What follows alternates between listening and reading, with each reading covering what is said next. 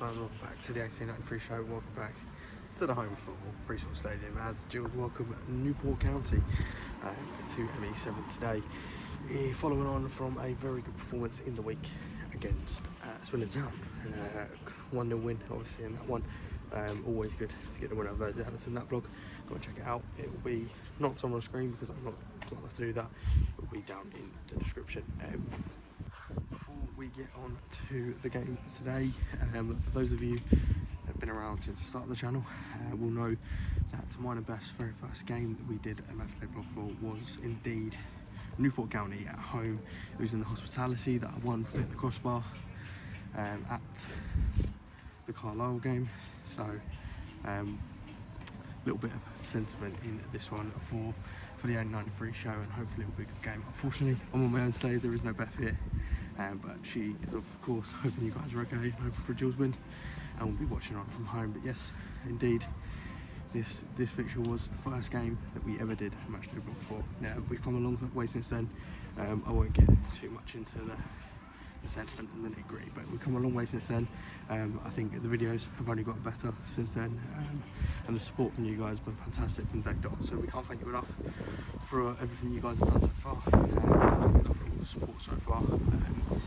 But we move onwards and upwards and continue hopefully making good quality content that you guys enjoy, getting those next milestones in. But onto the game today. Big news, of course, again, as it always seems to be with the Gills at the moment, is the fact that we are still yet to appoint a full-time manager. Keeping it still in interim charge, and if you believe the rumours and reports, they aren't expected to appoint a manager until at least before or maybe even after the Hereford game. So if you believe reports, we aren't expected to appoint a manager till before the Hereford game, which will obviously be next weekend, or maybe even after, with it being in the FA Cup. Apparently the feeling around the club is that because we've got just this one league game, and then Hereford and Fulham Fulham under 21s in the Huddersfield Passion Trophy, that it isn't they didn't need to appoint a manager before then, given whatever in there. I personally don't agree. I would have liked to have seen a manager in before this game. I think leaving it even longer, I think we're on 3 weeks now, by the time we get a manager in, let's say it's next week, it could be even up to a month before we get a new manager through the door. Since we sacked Neil Harris, I don't think the performance is good enough to warrant waiting a month. It just puts more pressure on the decision being right. But look, we trust in the football club, we trust in the process. There's a reason I'm not paid to make decisions, and there's a reason that the people in place upstairs are making those decisions. But if they do get the decision wrong, then they need to be held accountable for taking so much time and still getting the decision wrong. But we move on to today. Obviously keeping him still in the dugout, and he did win his appeal against the misconduct charge, so the red card was rescinded. Clearly the footage that the club had showed that he didn't trip the player up, and the player ultimately took a dive. But onto the team news that is already out, because I am late today. I'm going to get onto that and I'm going to get into the ground. 2 seconds, and as always, up the Gills. Gillingham has named an unchanged side today. Turner and goal, Alexander, Marson, Odie, Malone. As captain again, Coleman, Jeffrey, Johnny Williams, Conor Mahoney, Clark and Bon are expected to set up in a very, very similar way that we did at Swindon. But what I liked about the Swindon performance in that vlog is that we had really good defensive stability, but we were able to turn defence into attack very quickly, and had a clear game plan in both parts of the game, which was obviously really impressive. And then on the bench we've got Morris, Aimer, Clark, Sean Williams, George Lapsley, Tom Nichols, and the big news is after a few weeks out, Tim Liang is back and fit enough to be on the bench. Hopefully we see him get some minutes today. As you guys will know, I've never been his biggest fan, but I do respect and appreciate the qualities that he can bring to the team. Just to reiterate with Tim Liang as well, I don't think he's a bad player. I just think the player that he was before he joined us, we haven't quite seen the best of Tim Liang yet, but hopefully we'll get back on the pitch today and back to his best. I'm going to get into the ground, and hopefully the Gills can bring home all 3 points. I'll see you all at half time, and as always, up the Gills. Before we go, there was a birthday in the week. It was Macaulay Bond's birthday. We did put a post up, obviously wishing him happy birthday, but more again in the video, say happy birthday, Macca. Thank you for all you've done since you come into the club. You've been absolutely fantastic, and finally I think we're starting to see the best of Macaulay Bond and getting back to full fitness. So hopefully we get a birthday goal today, and hopefully the Gills can bring home all 3 points. Up the Gills.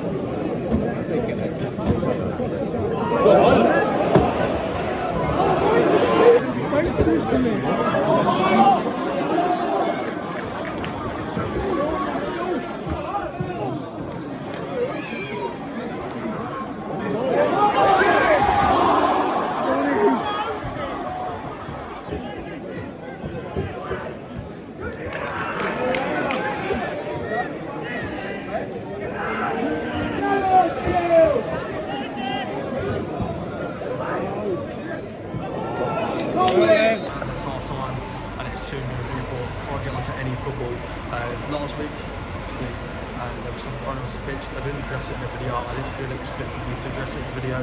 I didn't see it happen. I don't know what happened. Obviously in the stand, all I saw was the goalkeeper looking at something, so I didn't address it. Today, I've witnessed it. Yet another dark day at this football club off the pitch where a fan can't control their behaviour. I'm going to keep my personal thoughts and feelings on it personal and to the people around me, and I'll speak to them. I don't agree with it, I don't condone it, and racism has no part to play in this game. To the fan that's done it, I hope that it's dealt with accordingly by the football club, and a message from me to fellow Gillingham fans: racism is not accepted in any forms, any way of life. We cannot condone this in our fan base. The fans that reacted to gentlemen that did the slur, fair play to you, and I'll keep it professional. I hope it's dealt with accordingly, and we will get something from the FA for this, because yet again it's another thing where we can't control our fans. It's a sad day in this football club. It's a sad day again. Away from the football, it's a sad day, because yet again it's another thing. This will be a fine, possibly a point deduction, and I'll be honest, this is now sort of 4th or 5th time, so I'd imagine that we will get a stadium ban for a few games.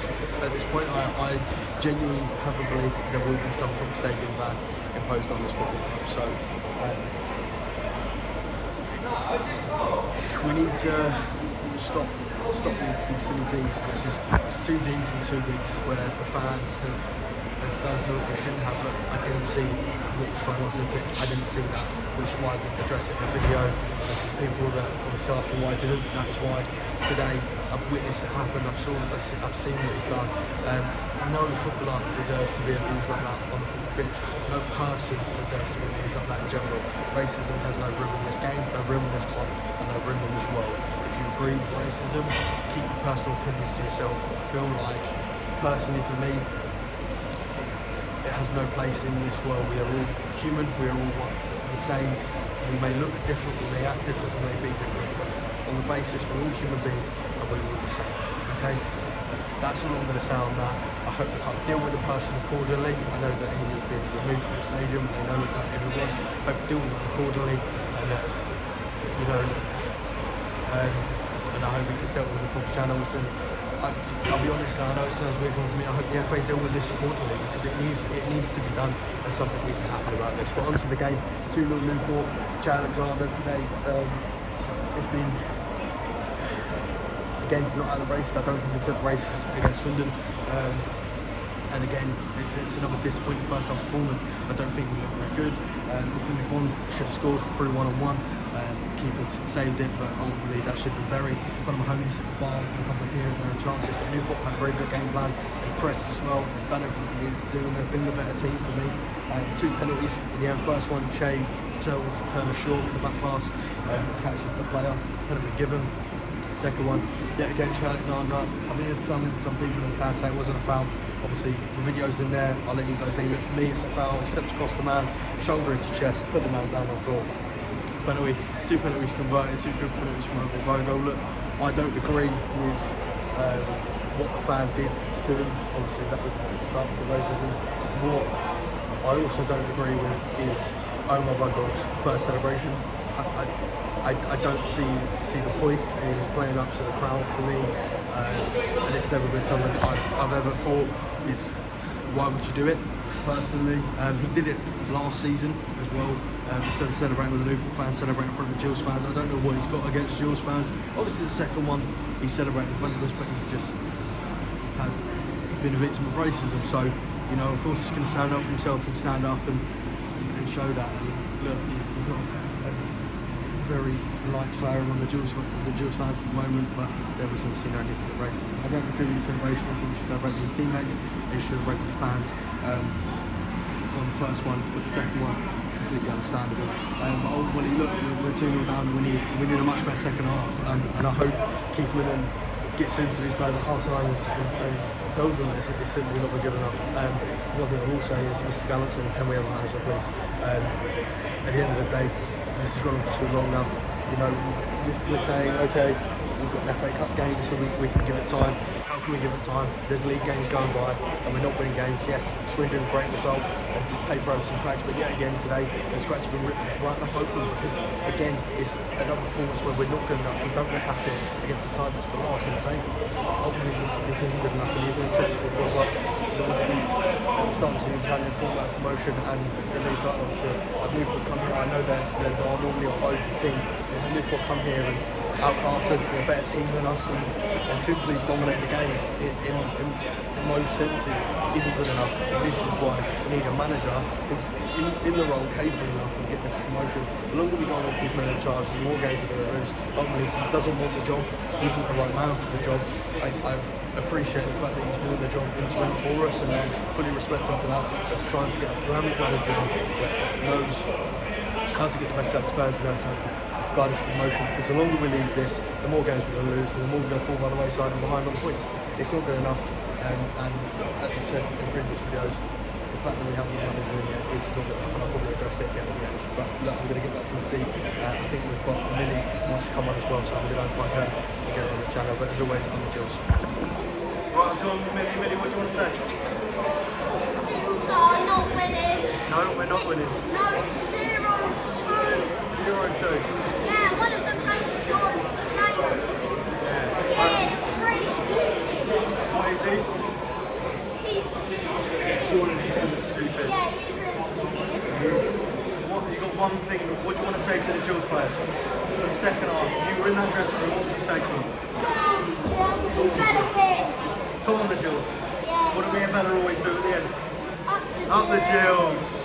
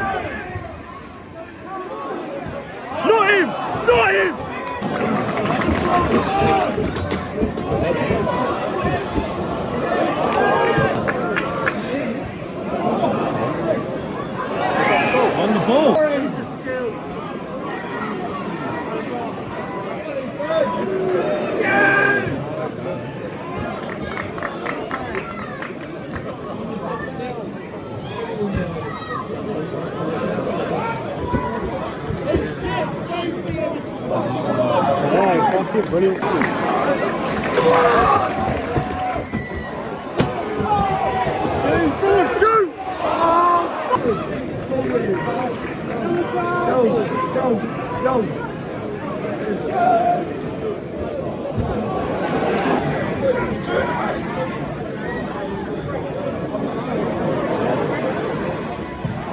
Well done.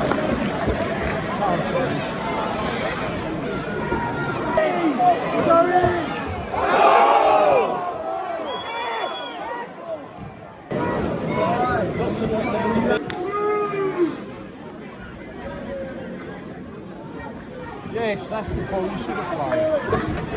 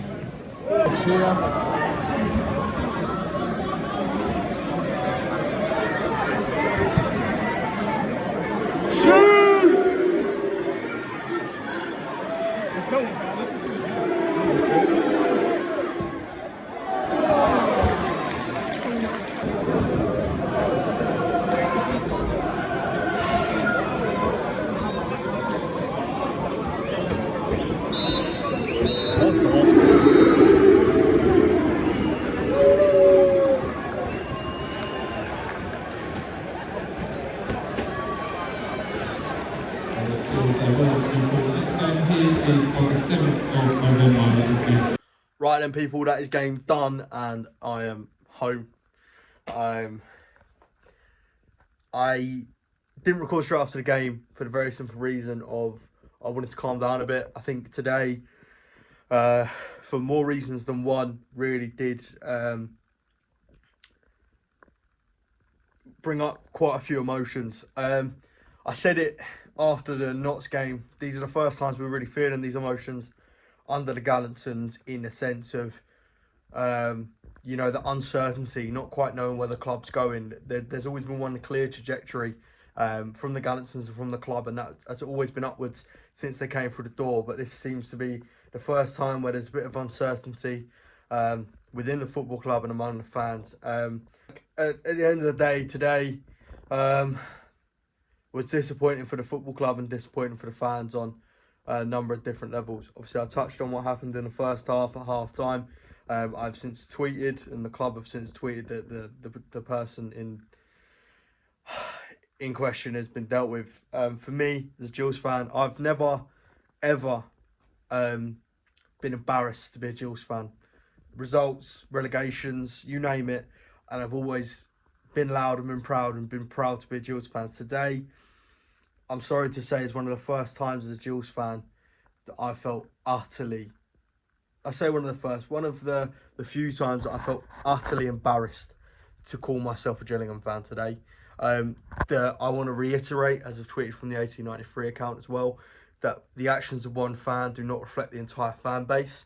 I hope that now the individual has been dealt with by the club, that the FA deal with this properly. They need to set an example that this is not welcome in our game. I know it's our club, and I never want anything bad to happen to our football club, but this is bigger than football, and this is bigger than our club, and it's bigger than you and I. Ultimately, this needs to be dealt with properly by the FA and by the EFL. That's all I'm going to say on that. Think of that what you will. I hope that it doesn't affect the club in the long run, and I hope it's not, you know, points deduction or stadium ban, etc., because those things affect other fans, not the fan in question. They affect us. They affect the fans that go there and, you know, haven't caused problems and aren't racist, for that matter. I've never understood, and I will never understand, why people can't just come to a football game to watch their club and support their club. And and not do stupid things like that. I'm going to keep, as I say, my personal thoughts and feelings on the person involved and the incident that happened to myself. I don't think me spouting those will do any good for the channel, for me, for the person. Ultimately, he's been dealt with by the people that need to deal with him in terms of the football club, and that's where I'm going to leave it there, and reiterate that myself, Beth, everyone at the 1893, and I'm sure everyone at Gillingham Football Club, and I hope everyone at Gillingham Football Club doesn't condone that those actions by the fan. They are embarrassed. I don't speak on behalf of the club, let me reiterate, I don't speak on behalf of the club, so let me speak on behalf of myself, on behalf of Beth, on behalf of the 1893 show. I'm embarrassed by the actions of that fan. Although I'm not the fan in question, I want to send my deepest apologies to Omar Bogle. That's not something that any human being should ever have to go through, and discrimination has no place in this game or in the world, especially racism. We move on from that into the second half. Not much to report on the second half, I'll be honest. Another disappointing half. I don't think we tested their keeper anywhere near as much as we should have. Johnny Williams should have had a penalty. There's no question in my mind about that. You guys will see the clip. For me, I haven't watched the clip back, I'll be honest. 100% for me though. Guy comes in behind and takes Johnny out as he's about to score. So for me, that's 100% a penalty. But it doesn't change the game massively. We still lost 2-0. We've not been good enough. And ultimately, I think Newport probably could have scored a couple more in that second half. I think when you're chasing a game as well, when you sub, you know, he's brought on Tommy Nichols, which is right sub, but we've also subbed on Sean Williams, who, in essence, fantastic player. But is he the man you want to bring on when you're chasing a game? Probably not. And obviously Che came off, and Ethan Coleman went right back. Look, I'm not gonna sit here and dwell on today. I think I made my thoughts and feelings pretty clear after the Notts County game. There are serious questions to be answered by the football club, and for them to have taken this long to appoint a manager, it has to be right. There's no two ways about it. This managerial appointment has to be right. If they get this managerial appointment wrong, and in 3-4 months' time have to get rid of this manager, they're setting a really dangerous precedent of being a club that sacks managers. And ultimately, the football club have made the decision that Neil Harris isn't their man. They now need to get a new manager in. Personally, for me, it should have been done weeks ago. If you're going to sack a manager of Neil Harris's calibre, who's got the team playing in promotion places and competing for the automatic promotion, you best have a manager lined up to come in and replace him. They didn't, and for it to have taken this long, so many games to have gone by, we're in charge by an interim manager who's already said he doesn't want the job. Look, this is no, I don't want it to feel like I'm coming and I'm attacking Keith Millen. He doesn't want the job. He's told us he doesn't want the job. He's doing his best. His best isn't what the Gills need. His best isn't going to earn his promotion. And ultimately, I think he, like us fans, would want him back in charge of the B team and not in charge of first team matters at this point. This week for me, before the FA Cup game, manager needs to be in, or there needs to be some concrete reason as to why the manager isn't in, or I want to see a clear favourite. At the moment, I can't see a clear favourite. This is what worries me. There's still 3 or 4 names being shouted about, and for me, that also worries me, because we also don't have any inkling of who's coming in. We've got a few names, but there's no inkling of who's the man and who's going to come in. And I'll be honest, I don't know if the Gallants know exactly who their man is. I'd like to think they do, but from what we're hearing, I don't know. I don't know. And there are questions to be asked. And look, for me, it's got to be done before the FA Cup game. Failing that, it's got to be done before or just after that Fulham under-21s game in the EFL Trophy, ahead of the next league fixture, which I believe, off the top of my head, will be Wrexham away, which is a huge game. So for me, massively important that the manager's in place before the weekend for me, before next weekend. Then he gets 2 games. Yes, one in the EFL Trophy, but 2 games to have a look at the players. 2 weeks, in effect, with the players to get ready for that Wrexham game, back in the league and back against someone who's also competing for promotion. If we want to be promotion contenders, which is the expectations that the club set at the start of the season, that's where we need to be. Again, I'm going to rehash stuff that I've said in the video against Notts. It's not good enough. I don't think the recruitment side have been good enough in finding a new manager. I don't think it's been handled well by the football club. Do I still love my football club? Yes. Will I still follow them home and away? Absolutely. And do I still trust in the process? 100%. Am I angry at the process? 100%. That's where I'm at. I'm not here saying I want the Gallinsons out or anything like that. I'm saying I don't think they've dealt with this fantastically well. I think maybe there's a little bit of naivety and a little bit of lack of experience in these situations from them. And I hope that they get the managerial appointment correct. I will leave that there for this week. Yet again, reiterate, discrimination has no place in our game. And I will see you all at Hereford away. As always, up the Gills.